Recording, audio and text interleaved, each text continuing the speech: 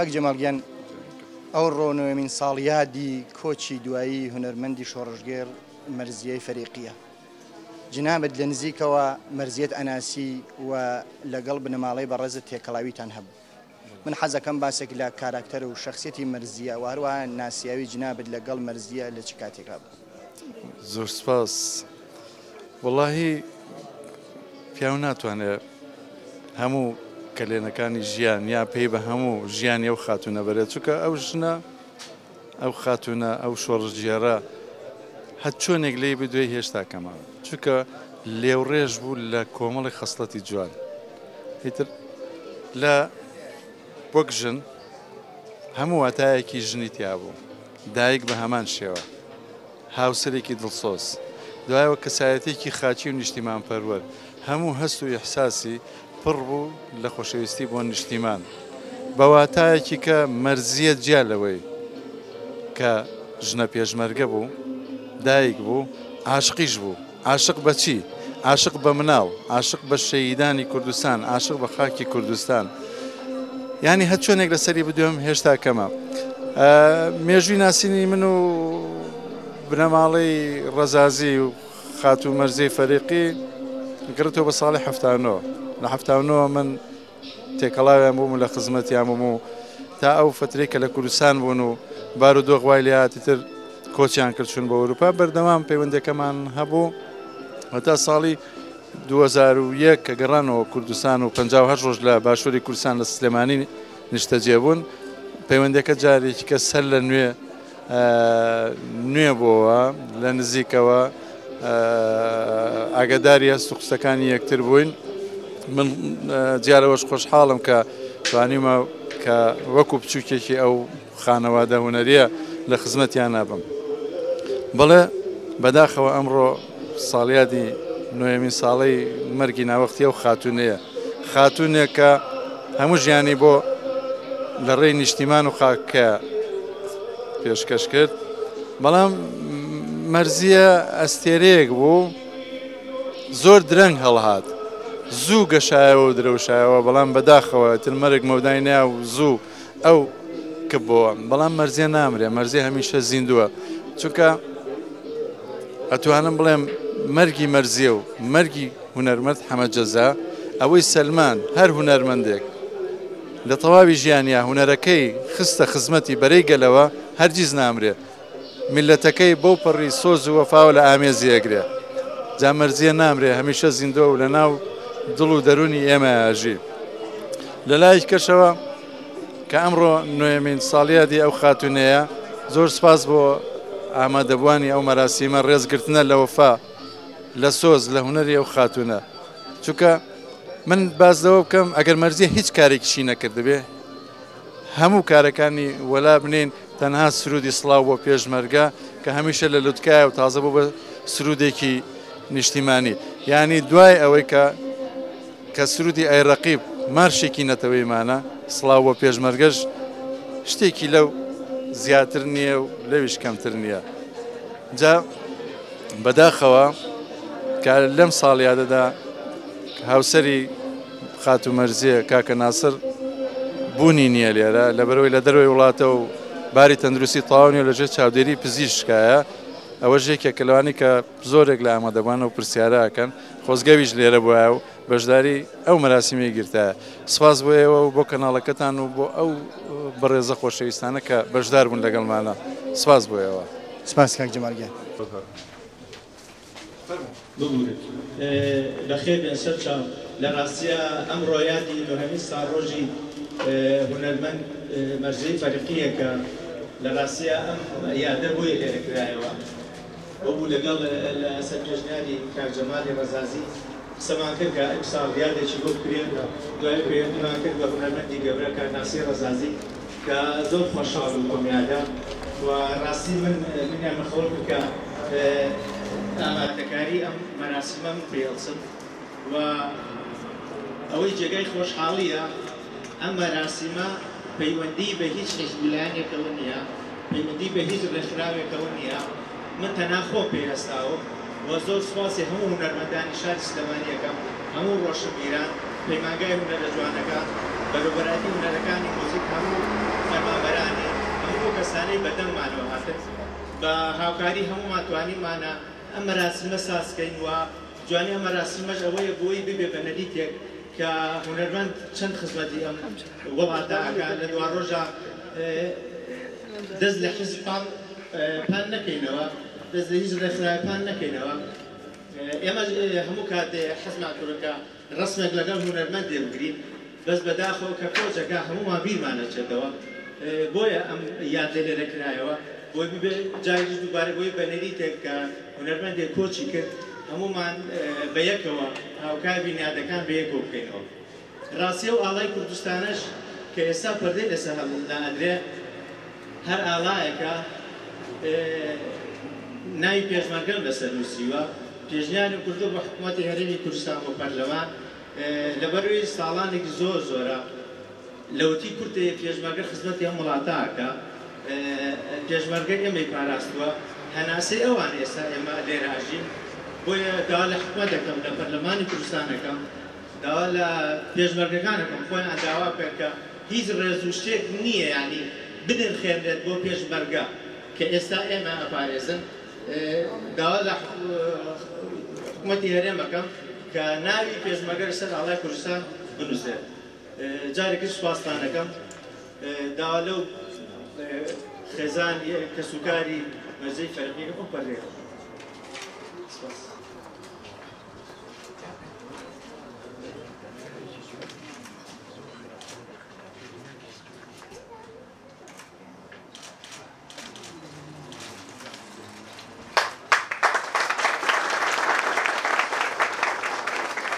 هەمیشە شەکاوە بێ ئاڵای بەرزی کوردستان ڕۆحمان فیدای پێشمەرگە قارەمانەکان بکەین.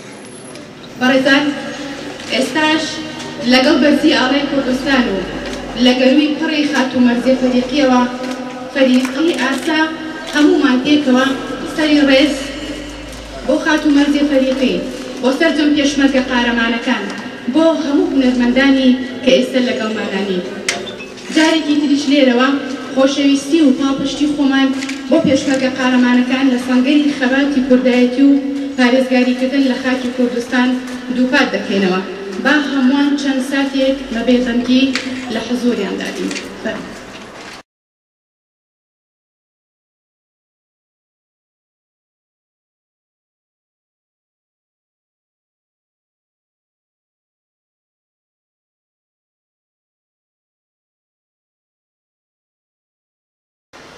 زۆر سوپاس. شاعری مەزنی گەلەکەمان شێرخۆبێکەس بۆ مەرگی ناوەدەی خاتومەرزیە دەفەرمێت: مەرزیە خانم ژن بوو ژنی مەرزیە لە ئازارەوە ڕسکاوە بووە پەلکەجیا لە ژانەوە هاتوو بووە بارانی زان هەموو هەورێک هەور نییە هەموو بارانێ باران نییە و هەموو ژنێکیش ژن نییە. مەرزیە خانم سەری هەور و دەنگی باران بوو ڕۆحی کۆترەشینەکەی ئازاد بوو. بەڕێزان ئێستاش هەمووان پێکەوە ئەو کەس ویلایەنانە یاخود بنەماڵەی فەریقی یاخود هاوڕێ و دۆستان هەر بە ڕێزێک چەپکە گوڵی بۆ سەر گۆڕەکەی هێناوە پێکەوە دەچینە سەر گۆڕەکەی و چەپکە گوڵەکان دادەنێ.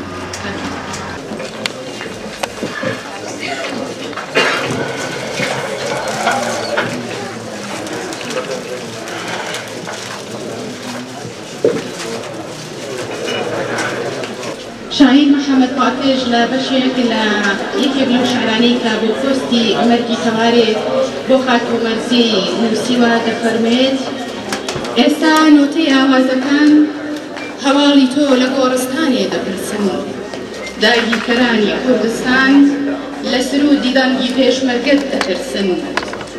تۆ دایکی تۆ خەمخۆری کارەسات وەنفال و کیمیابارانی سەبووری دایکی ماتەم و ئامێزی پڕ لاوانەوەی منداڵی شەهیدەکانی. تۆ پێشمەرگەی شاخ و شاری تۆ خەباتی سەربەخۆیی ڕەوامانی. دوای مەرگیشت بۆ ئایندە هەتوانی برین و ژانی خەمەکانی نیشتیمانی. بەڕێزان ئێستاش هەمووان پێکەوە گوێ لە وتاری سندیکای هونەرمەندانی کوردستان کە بەڕێز نیازنووری نەقیبی سندیکای هونەرمەندانی کوردستان پێشکەشمان دەکات ئامادەوانی بەڕێز هونەرمەندانی خۆشەویست کە سوکاری خاتون مەرزێ فەریقی هاوڕێمان شەیدایانی هەنی مەرزێ فەریقی ئەم کاتتان باش بەناوی ئەنجومەنی سەندیکای هونەرمەندانی کوردستانەوە لە نوێنی ساڵیادی کۆچی دوایی ناوادەی هونەرمەند و ژنە پێشمەرگە خاتون مەرزێ فەریقی سەرڕێز و وەفا بۆ ئەو هونەرمەندە ئازیزە و بۆ هاوڕێماندا دەنوێنی هیوادارین کۆستی لەم بابەتانە دووچاری هونەرمەندان نەبێتەوە جارێکی تر. مەرزێ فەریقی ژنە پێشمەرگە و یەکێک لە هەزاران ژنی جەربەزە و ئازا و قارەمانی کورد لە پاڵ ژنێتی خۆی و پێشمەرگەیەتی خۆی و دایکایەتی خۆی هونەرمەندێکی دەمبەخەندە و خاوەن ئامادەیی لەسەر ساحەی هونەری و لە ناو دڵی هەموو خەڵکە جێی خۆی کردبووە. دیارە کارە هونەریەکانی مەرزەی فەریقی هی ئەوە نین کە ئێمە لێرە گفتوگوی لەسەر بکەین، بەڵام بەو کارە هونەریانەی کە تا ڕادەیەک لە ئاست تەمەن و لە ئاست تەمەنی هونەری مەرزیە تا ڕادەیەک کەمن، بەڵام کاری گەورە و کاری جوان و ئەو کارانن کە لە دڵی ئێمە لە گوێچکەی ئێمە لە گوێچکەی خەڵک و تەنانەت مێرد منداڵ و منداڵاندا تا ئێستا ماوەتەوە. لە پاڵ گۆرانی سیاسی و سرودی نەتەوەی کوردی کارە هونەرەکانی مەرزەی فەریقی دەبنە بەشێک لەو کارانەی کە لە ئەرشیفی گۆرانی کوردیدا لە خانەیەکی دیاردا دەبن و هەردەم دەتوانین کاریان لەسەر بکەین و ئیشارەتیان پێ بدەین. ئەگەرچی هەندێک کار لەو کارانەی خاتون مەرزێ فەریقی هەوڵدرا بە ئاراستەیەکا ببرێت کە لەگەڵ تەمەن و ڕەوتی کارە هونەرەکانی مەرزیەدا نەگونجێ، بەڵام سەرنجام هەموو کارەکانی ئەو خاتونە بەڕای ئێمە دەخرێتە خانەیەکەوە کە لە خانەی هونەرێکی جادی نەتەوەی بێ کە هەم هونەرمەندان هەم خەڵکی کوردستان هەموو کەسانی کە ڕۆژێک لە ڕۆژان باز لە مێژووی گۆرانی لە هەرێمی کوردستان یاخود لە هەموو کوردستانی گەورە بکەن دەکرێت ئەو کارە هونەریانە بە هەندوار بکەن. بۆیە هەر لە ڕێی کارەکانیەوە ئێستاش هەر لە ڕێگەی زەردەخەنەکەی سەرلێوی بەردەوامی خاتون مەرزیە لە یاد و هزری هەمووماندا ماوە و ئەو حزوڕەی کە هەیبوو لەسەر ساحەی هونەری و ئەو پێگەی کە لە ناو کۆمەڵدا هەیبوو ئێستاش یاد و یادگاری و ناوی هەردەم ماوە. دووبارە بەناوی ئەنجومەنی سەندیکای هونەرمەندانی کوردستانەوە پرسە و سەرخۆشی خۆمان ئاڕاستە دەکەین بۆ یاد و یادەوەری خاتون مەرزیە و سەرجەم هونەرمەندانی کوردستان بەرزڵان دەکەین. زۆر سپاس.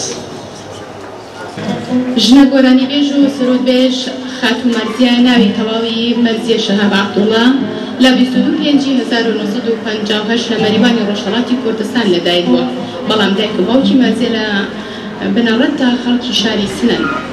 مەرزیە تا تەمەنی 17 ساڵی لە شاری مەریوان ژیاوە. بۆ خوێندنی مامۆستایەتی ڕوویکردۆتە شاری سنە و لەوێ خوێندنی مامۆستایەتی تەواو دەکات و خاوەنی بڕۆنامەی دبلۆم بووە. لە تەمەنی منداڵیدا هەستی کردو کە خاوەنی بەهرەی دڵخۆشیە و لەلایەن باوکیەوە هاندراوە، بەڵام بەهۆی دابوونەریتی کوردەواریەوە و بەهۆی ئەو کەلتورەی کە ئەو تێیدا ژیانی گوزەر دەکرد سەخت بوو کە ژن و کچی کورد بتوانێت گۆرانی بخوێنن. بەردەوام خاتون مەرزیە ڕێگری لێکراوە، لەو پێناوەشدا زۆر زەحمەتی کێشا و هەر بەردەوامیش بووە. لە جەژنەکان و ئاهەنگ و یادەکاندا کە لە قوتابخانەکان سازکراون بەشداری تێدا کردووە. بۆ یەکەمی جار لە تەمەنی 9 ساڵیدا دەبێت کە دەچێتە سەر شانۆی قوتابخانە و یەکەمین گۆرانی کە لەو کاتەدا خوێندوێتی گۆرانێکی فەتانەی وەلیدی بووە، لەسەر کانی دێتەوە. لێو بەخەندە و گۆزە بەشان. لە ساڵی 1970 لەگەڵ هونەرمەند ناسری ڕەزازی ئاشنایەتی پەیدا دەکەن و لا 78 زەماوەند دەکەن. لە ساڵی 80 لەگەڵ ناسری هاوسەریدا بوونەتە پێشمەرگە و لە ڕیزەکانی کۆمەڵەدا خەباتیان کردووە تا ساڵی 84. لە شاخ دەستی بەکاری هونەری کردوتەوە و لەگەڵ تیپی مۆزیکی کۆڕی بانگەوازی کۆمەڵە یەکەمین کاری هونەری لە شاخ سرودی سڵاو بۆ پێشمەرگە بووە تۆمار دەکات. لە سەرەتا لە ساڵی 1985 واتە لە سەرەتای ئەم ساڵەوە لە سوێد دەژی و خاوەنی 3 منداڵە دڵنیا، ماردین، کادۆ هەمومان تەمەندرێژیان بۆ دەخوازی. لە هەندەرانیش بەردەوام بوو لە کارە هونەرەکانی. لە ساڵی 1995 لەگەڵ هونەرمەند ناسر ڕەزازی سێدەیەک پێشکەش دەکەن. لە هەر بۆنە و ڕوودا و کارە ساتێکدا یان لە هەر جەژن و ئاهەنگێک کە ساز کرابێت هەمومان وێنەی جوانی خاتومەرجێ لە بەرچاومانە کە بە بەرکی کوردی و بە دەنگی بەرزی خانمێکی کوردەوە هەمیشە گۆرانی بۆ چڕێوی بەداخەوە مەرگ مەودای نەدا گەشە بە هونەری کوردی بدات. هەروەکو ساڵح بێچار دەڵێت سڵاوی دڵی پڕ خەمی مەت پێشکەش ئەی مەرزی زیندوو. هونەرمەند زاهیر جەلال پێی خۆشە لەگەڵمانە بەشداری بکات گوێ لێ دەگرین با بزانین چی هەیە بۆ یادەکە.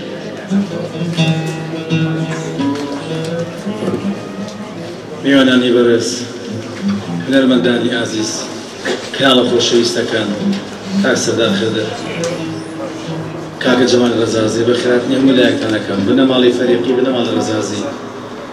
خۆزگە زیندووکوژی مردووپەرست نەبووینە، خۆزگە زیندووکوژی مردووپەرست نەبووینە. زۆر شتم هەیە بەڵام دەتوانم بەم دوو پارچەیە ئەو زوو خاوەی ناوجەرگ و دڵی خۆم دەربڕم. بۆ یادگاری وێنەم هەڵگرتووی چونکە هەمیشە لە دڵما زیندووی. قەت باوەڕ ناکەم تۆم لە یاد بچێ مەرزیە مەگەر هەر وەک تۆ ڕۆحم دەربچێ.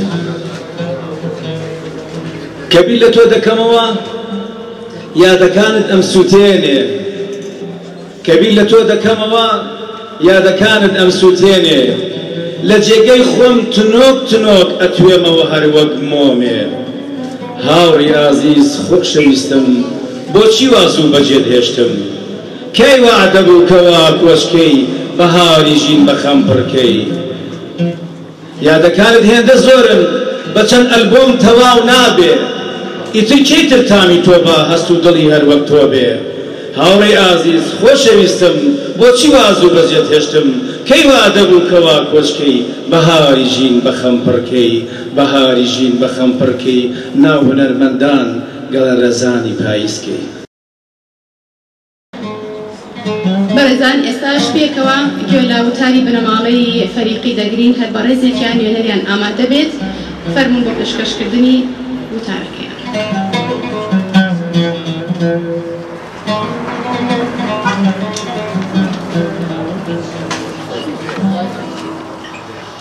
بازاوەترین سڵاوتان پێشکەش بێ ئێوەی ئازیز و خۆشەویست هەموو کاتێک لەگەڵمان بوون و لە دابەشکردنی خەمی مەرزیا تا ئەم ئاستا تا نەوەنی ساڵیادی کە ئەبێ بڵێن ساڵیادی مەرجەی کۆتە، چۆن مەرجە بە تەنیا لە ئێمە نەڕۆی لە هەموو کوردستان ڕۆی. پێم وایە مەرزیە یەکێک لەو عاشقانە بوو بۆ خاک و نیشتمان کە لە هەر شوێنێک باە حتممەە سۆزی خۆی دەرەبڕی بۆ کوردستان. من لە هەموو لایەنەکان لە هەموو ئەو دەنگبێژ و گۆرانی بێژە خۆشەویستانی کە لێرایان بینم سوپاسگوزارم لە بەشی تەئاتر و سینەما و لە هەموو بەشە هونەریەکانی تر هەروە لایەنە سیاسیە کە هاتبێ لێرە بێ سوپاسیان دەکەم کە لە نۆهەمین ساڵیادی مەرجیا لەگەڵمان بووم و بەشدار بووم. زۆر خۆشحاڵم ئەم ساڵ. 8 ساڵە بەتەنیا وەک بنەماڵەی فەریقی یادی مەرجەمان کردەوە. 8 ساڵ پێمان وا بوو خەڵکی خۆشەویستی سلەیمانی و کوردستان مەرجەی عاشقیان نەبیر چۆتەوە. بەڵام ئەم جارەیان لە نۆهەمین ساڵیادیا سپاس بۆ ئێوەی ئازیز و خۆشەویست وا هاتن جارێکی تر خۆشەویستی خۆتان تانمان بۆ ئێمە و ئێمەش وەکو بنەماڵەی فەریقی تا مانەوەمان و ژیانمان خۆشەویستیەکەی مەرجیە لە دڵمانە ڕاگرین و ئەڵێن بژی کوردستان. زۆر سپاسانەکەم.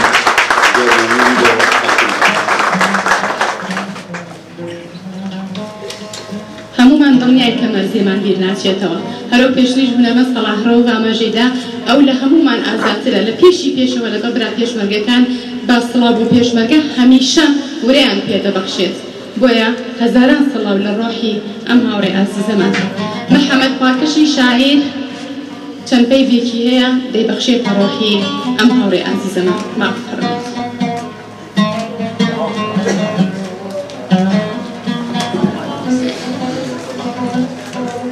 ماتەم جێڕانی عزیز هونەرمەندە بەڕێزەکان کەس و کاری خاتو مەرزیە ماتەمتان بەخێر. سڵاو لە ژیانی پاکی ئەو هونەرمەندە و هەموو هونەرمەندە پۆستکردوەکانمان. سڵاو لە ژیانی پاکی پێشمەرگە بژی پێشمەرگە. تەوارێکی بەرزەفڕ لە نیشتیمانی قازیە لەسەر دڵی خاکێکی پێشێلکراوی داگیر و دابەشکراوی ئەم نەتەوە ناڕازیە لە قوتابخانەی شۆڕشی مامۆستا شێخ عیزەدین و لەبەر ڕۆشنایی ئەسێرەی بیری ڕوونی کاکفوادا لە ناوپۆلی هاوپۆلە تەوارەکانیە تەوارێک هات باڵەکانی پڕبوون لە حەزی فڕین و سەرفرازی دڵی پڕبوو لە خۆشەویستی نیشتیمان. تەوارێک هات دەستی بەڕووی خاکدا دێنا و ئاسمانی نایە ژێر سینەی فڕینەوە. تەوارێک هات دەنگی دەکرد بە هاتوان و لە کوردستانی زامارە دەینا بە سوێی برینەوە.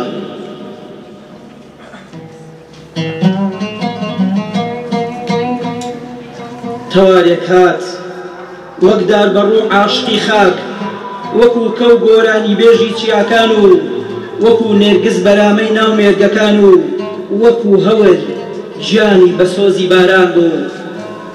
تەوارێک میهرەبان وەکو دڵی کانی بەخشندە بە چەشنی شێڵگە و هەم تەوار و هەم دایک و هەم پێشمەرگە و هەم دڵسۆزی نەوەکانی ئەنفال و کیمیا باران بوو.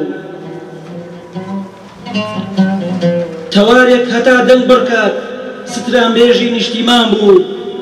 ئازادی خوازی یەکسانی خواست شێرە ژن و دڵێکی نەرمونیان بوو. تەوارێک هەرچەند دوور دەفڕی خەمی گەورەی نیشتیمانی لەسەر باڵی شەتەکدا بوو. هەرچەند هەولێکی دڵپڕ بوو بەسەر چێڵگەی خەونی گەلێکدا دەباری بەڵام گیانی هەمیشە پڕ لە هیوا بوو. ئەم تەوارە هەرزوو هاتوو بە شاباڵی سینەی ئاسمانی تێی کرد و زوو بەجێی هێشت ئەم هەوارە. ئەم تەوارە ئێستا بۆ خۆی ئەستێرێ و بە تەوێڵی شەوانی نیشتیمانەوە ڕووگەشت دیارە. ئەم تەوارە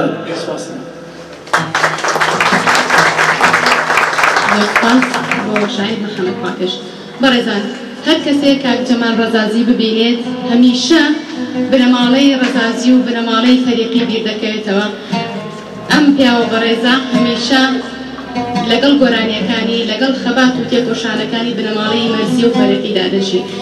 پێمان خۆشە لەم یادەدا لەگەڵمانە بەشداری بکات و چەند پەیوێک ببەخشێت. فەرمووکان جەمال.